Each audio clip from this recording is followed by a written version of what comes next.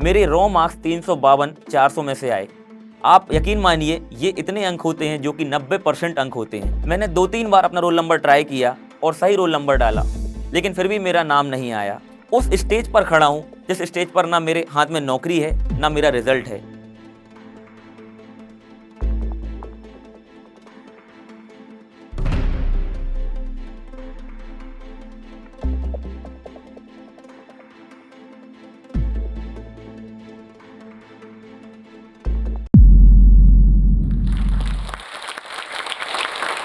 Sir Ratan Tata ने एकदम सही कहा है, I don't believe in taking right decisions, I take decisions and make them right. 24 साल की एज में एक ऐसा डिसीजन जिसने मेरी लाइफ को मीनिंगफुल बनाया।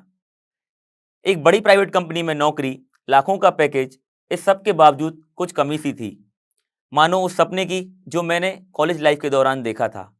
नौकरी छोड़ी, घर छोड़ा, कोरोना से लड़ा और फिर से लौट आया अपनी स्टूडेंट कम एस्पिरेंट वाली लाइफ में।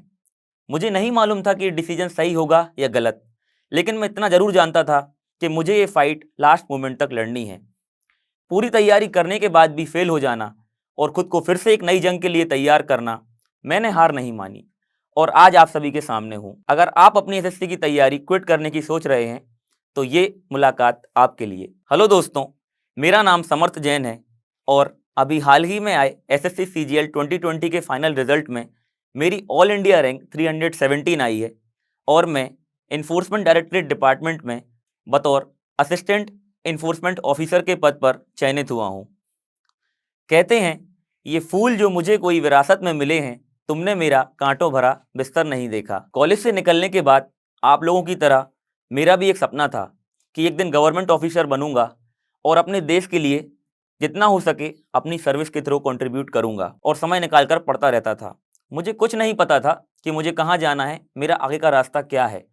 इस तरीके से कहानी चलती रही और जितना हो सकता था मैं कुछ कुछ पढ़ते रहता था। एक दिन अचानक से मेरे एक दोस्त ने मुझको बोला कि अगर तुम्हारा मैथ्स में इंटरेस्ट है तो तुम एसएससी सीजीएल का फॉर्म भर दो। तो कहीं ना कहीं तैयारी भी अधूरी थी और नौकरी भी चल रही थी। बहुत कठिन समय चल रहा था मेरे साथ। मैं समझ नहीं पा रहा था कि आगे मैं क्या करूं। इसके बाद एक वक्त आया जब मैंने अपनी लाइफ का टफेस्ट डिसीजन लिया। टफेस्ट, जी हाँ दोस्तों, क्योंकि मुझे डिसाइड करना था कि अगर ये एग्ज़ाम क्लियर करना है तो तुम्हें पूरी तैयारी करनी पड़ेगी, समय देना पड़ेगा, इस तरीके से ये पेपर क्लियर हो पाएगा। मैंने उसी समय डिसाइड किया कि मैं आगे की तैयारी फुल टाइम प्रिपरेशन से करूंगा, पूरा समय इसी परीक्षा को दूंगा और किसी भी चीज़ को नहीं दूंगा। सभी से मैंने बात करी तो आप यकीन नहीं मानेंगे, 95% लोगों ने मुझको बोला कि समर्थ ये नौकरी मत छोड़ो, नौकरी के साथ साथ तैयारी करो, बहुत ज़रूरी है नौकरी होना। मैंने उसी समय डिसाइड किया कि मैं जॉब क्विट करूंगा और आगे की तैयारी पूरी तरह से समय देकर करूंगा।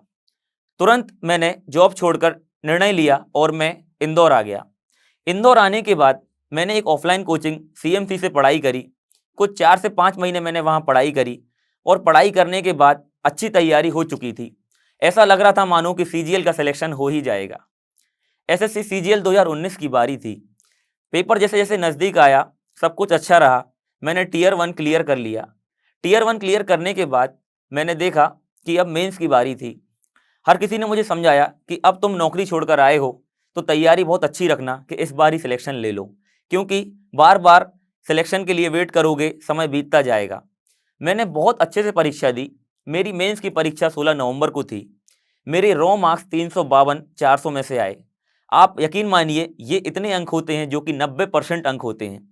सब कुछ अच्छा चल रहा था। सभी को मैंने बता दिया कि इस बार तो जॉब लग जाएगी, सब कुछ फाइनल हो गया है। एक दिन अचानक से मैं रास्ते में जा रहा था और मेरे दोस्त ने बताया कि रिजल्ट आ गया। मैं एकदम से घबरा गया। मुझे लगा कि अब वो वक्त आ गया है जो मेरी मेहनत का फल मुझे मिलने जा रहा है। मैंने एग्ज़ाम का रिजल्ट चेक किया और अपना रोल नंबर सर्च किया। रोल नंबर सर्च करने के बाद मेरा रिजल्ट नहीं था। मुझे बहुत अजीब सा लगा। मैं समझा कि शायद कुछ गड़बड़ी है। मैंने 2-3 बार अपना रोल नंबर ट्राई किया और सही रोल नंबर डाला, लेकिन फिर भी मेरा नाम नहीं आया। मुझे लगा कुछ गड़बड़ी हो रही है। मैंने अपने दोस्तों से चेक करवाया, लेकिन सच में मेरा नाम नहीं था। मुझे लगा कि क्या नौकरी छोड़ना सही था? क्या इतनी तैयारी करने का फल मिला है मुझे? बहुत परेशान था। ऐसे ऐसे मन में ख्याल आ रहे थे कि लोग क्या कहेंगे, फिर से तैयारी करूं कि फिर से नौकरी ज्वाइन कर लूं। कुछ भी समझ में नहीं आ रहा था। ये सिलसिला 8 से 10 दिन तक चलता रहा। मुझे कुछ समझ में नहीं आ रहा था, बस मैं ये सोच रहा था कि कहीं न कहीं कुछ कमियाँ रही हैं या फिर मेरे साथ अच्छा नहीं हुआ। और आप मानेंगे इस समय मेरी उम्र 24 साल हो चुकी थी।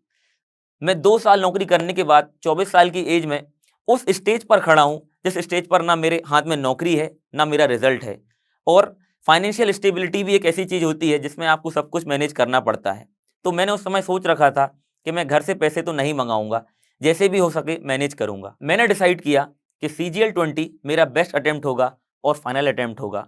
कहते हैं जो हारता है वही तो जीतने का मतलब जानता है। तो इस तरीके से मैंने डिसाइड किया कि अब सब कुछ देखा जाए, क्या-क्या कमियाँ रहीं। तो सबसे पहले मैंने सीजीएल 19 का पेपर देखा कि मैंने क्या-क्या गलतियाँ करी। उन पेपर्स को डाउनलोड करने के बाद मैंने देखा कि कुछ-कुछ कमियाँ ज़रूर थीं, जिनको मुझे दूर करना होगा। मैंने अगले ही दिन से डे 1 लाइब्रेरी जॉइन कर ली और डिसाइड किया कि अब एक स्मार्ट स्टडी करूँगा, पूरा चार्ट बनाऊँगा, देखूँगा क्या-क्या, कैसे पढ़ना है, कब पढ़ना है। तो जब मैंने अपने पेपर देखे थे, तो मुझे मालूम था कि रीजनिंग सेक्शन में टियर 1 में मैंने 4 सवाल सिली मिस्टेक्स किए थे, जिनसे मेरा सीधा-सीधा 10 नंबर कम हो गए थे। उसके बाद मैंने डिसाइड किया कि इन सब चीज़ों पर काम करूँगा। रीजनिंग सेक्शन मैंने देखा कि कौन-कौन से टॉपिक्स मेरे वीक हैं और उन पर काम करना है। अपने वीक एरियाज़ को मैंने आइडेंटिफ़ाई किया। आइडेंटिफ़ाई करने के बाद देखा कि इनके क्वेश्चंस कहाँ-कहाँ मिलेंगे। इनके प्रीवियस ईयर के सारे क्वेश्चन पेपर मैंने डाउनलोड किए और उनको प्रैक्टिस किया। फिर मैंने देखा कि मैथ्स सेक्शन में ऐसा क्या रहा जो मेरी गलतियाँ थीं। तो मैथ्स सेक्शन में मैंने देखा कि कुछ-कुछ ऐसे टॉपिक्स थे जिनमें मैंने कैलकुलेशन की मिस्टेक्स की थी, जिनमें मैंने सिली मिस्टेक्स की थी और कुछ टॉपिक्स जिनसे मुझे फ़ोबिया था। तो मैंने देखा कि इन टॉपिक्स को कहाँ से पढ़ा जाए, क्या किया जाए। तो जो-जो मेरे फ़ोबियाज़ थे, जो-जो मेरे टॉपिक थे जिनके आंसर मेरे आते नहीं थे, उनको मैंने अच्छे से नोट्स बनाकर पढ़ा, यूट्यूब से पढ़ा और अपने टीचर से बातचीत की। सब कुछ देख लिया। उसके बाद मैंने ये देखा कि कैलकुलेशन में मेरी क्या कमी है। मुझे मालूम चला कि कहीं न कहीं मेरी गलतियाँ कैलकुलेशन में भी होती थीं। इसके बाद मैंने 100 दिन तक लगातार कैलकुलेशन प्रैक्टिस करी, जिसमें मैं डेली 15 से 20 मिनट प्रैक्टिस करता था, जिससे मेरा अरिथमेटिक पोर्शन काफ़ी स्ट्रॉन्ग हो गया था। और एडवांस सेक्शन में कुछ ऐसे टॉपिक थे, जो मुझे समझ में नहीं आते थे कि इनको सॉल्व कैसे करूँ। तो उनके लिए मैंने जितने ज़्यादा क्वेश्चन हो सके, उतने क्वेश्चन प्रैक्टिस करे और ये कहानी चलती रही। तो इस तरीके से मैंने मैथ्स को कवर किया। फिर जब मैं आगे बढ़ा तो कहीं न कहीं इंग्लिश सेक्शन की बारी आती है। तो इंग्लिश में हर कोई घबराता है कि ग्रामर गलत हो जाएगी, कॉम्प्रिहेंशन गलत हो जाएगा, क्लोज़ टेस्ट गलत हो जाएगा। मेरे साथ भी ये प्रॉब्लम थी कि जब भी क्लोज़ टेस्ट सॉल्व करता था, तो कहीं न कहीं 4 से 5 एरर हो ही जाते थे। कॉम्प्रिहेंशन में कभी-कभी लगता था कि पैसेज समझ में ही नहीं आया। तो मैंने देखा कि सीजीएल 19 में जो भी हुआ था, वो इसी कारण हुआ था। उसके बाद मैंने डेली कंटिन्यूअसली रीडिंग करना स्टार्ट किया। आखिरी 1 महीने में सबसे इम्पोर्टेंट होता है कि पेपर के प्रीवियस ईयर के पास्ट 3 टू 4 ईयर से क्वेश्चन पेपर्स को सॉल्व करना और देखना कि कैसा पेपर आता है। क्या मैं उन क्वेश्चंस के साथ कंपैटिबल हूँ? क्या मैं उनको सॉल्व कर पा रहा हूँ? और सबसे ज़रूरी होता है स्पीड एंड एक्यूरेसी। एसएससी की परीक्षा एक ऐसी परीक्षा होती है जिसमें सब कुछ आता हो, फिर भी आपको स्पीड और एक्यूरेसी से ही जीत हासिल होगी। अगर ये आपके पास नहीं है तो कहीं न कहीं आप पीछे हो जाओगे। तो मैंने देखा कि अब समय आ गया है कि टाइमर लगाकर मैथ्स को सॉल्व किया जाए।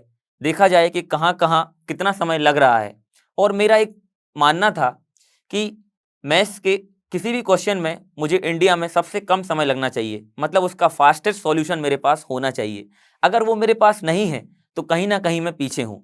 तो इन सब चीज़ों पर मैंने काम किया। अगर किसी क्वेश्चन का आंसर मुझे नहीं मिला या मुझे समय लग रहा था, तो मैं अपने 3-4 दोस्तों से पूछता था, अपने टीचर्स की वीडियोज़ देखता था कि यहाँ पर कैसे इसको शॉर्ट में किया जाए। इन सब चीज़ों पर एक-एक चीज़ पर बारीकी से काम मैंने किया और यही होता है स्ट्रेंथ एंड वीकनेस का एनालिसिस। मुझे अपनी मजबूतियाँ तो पता थीं, लेकिन कमियाँ कहीं न कहीं मुझसे दूर थीं, जिन पर मैंने काम किया। अब समय था कि मॉक टेस्ट लगाना स्टार्ट करना था।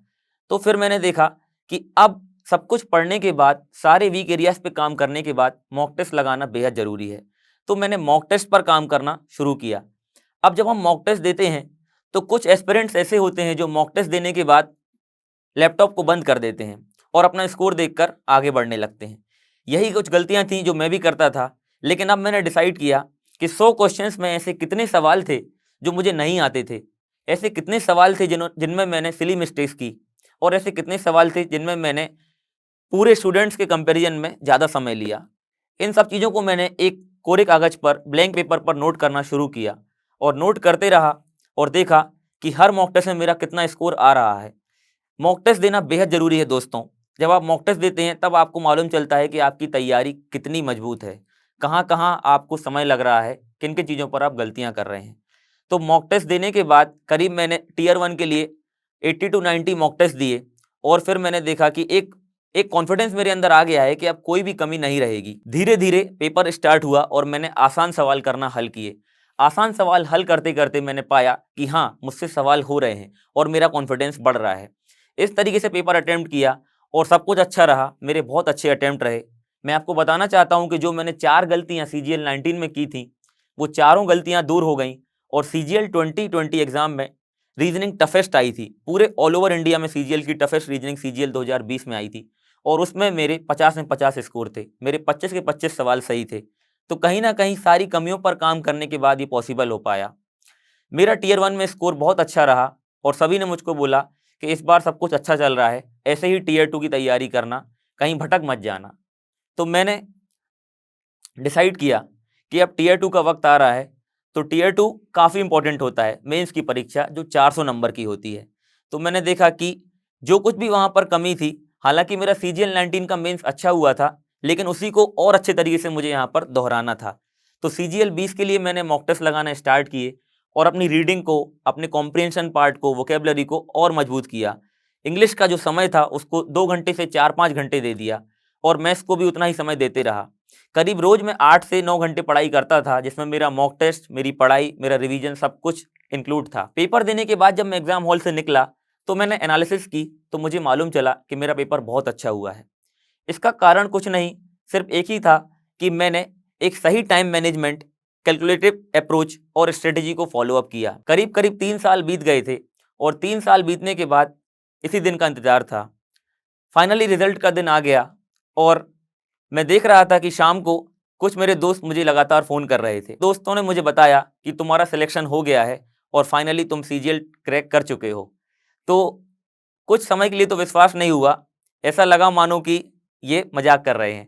फिर मैंने खुद रिजल्ट चेक किया और मैंने देखा तो लिस्ट में मेरा नाम था और मुझे बेहद खुशी हुई। मतलब मेरी खुशी का ठिकाना नहीं रहा।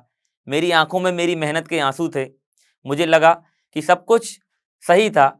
एक पल के लिए ऐसा लगा कि जो कुछ भी हुआ सब बीत गया, अब तुम्हारे साथ जो है वो है तुम्हारा selection.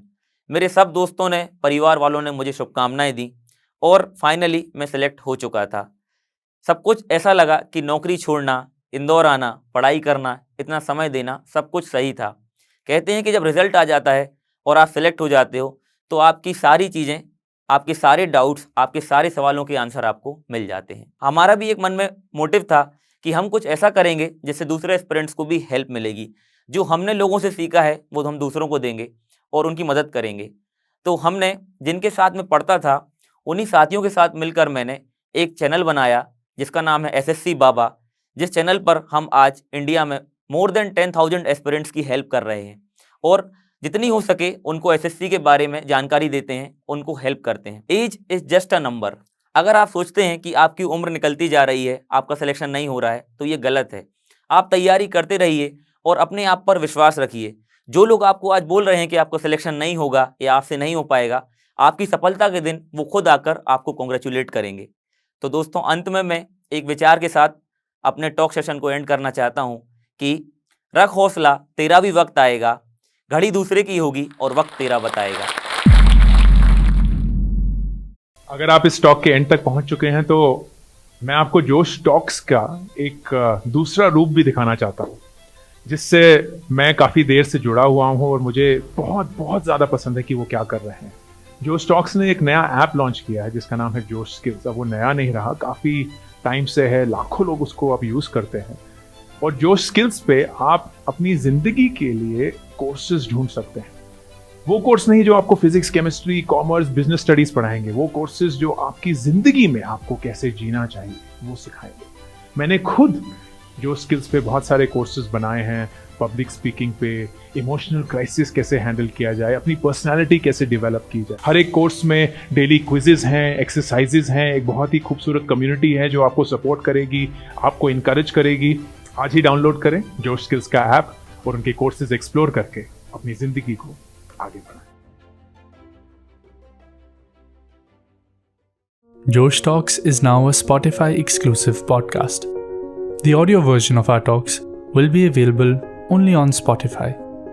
If you like this video and you like to listen to more inspiring stories like this, please follow the Josh Talks podcast only on Spotify. Tell us what you think about this video and don't forget to like, share and subscribe.